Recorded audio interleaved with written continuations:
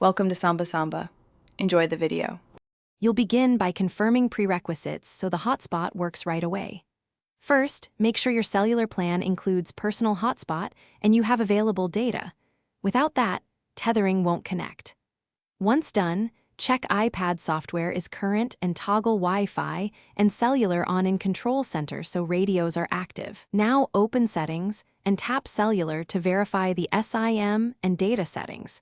This is the step that prepares the device to advertise a hotspot and avoids waiting. Now you'll enable and configure the hotspot itself. Tap Personal Hotspot in Settings and turn on Allow Others to join.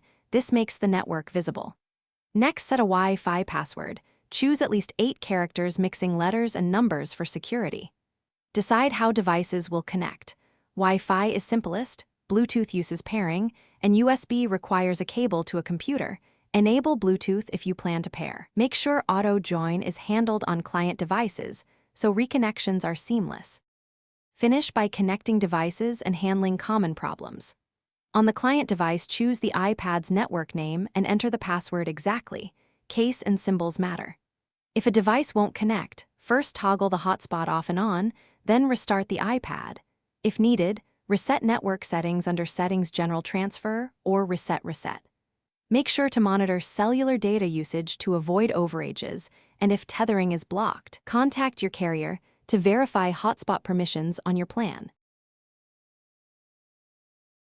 Thanks for watching. Consider subscribing if we helped you.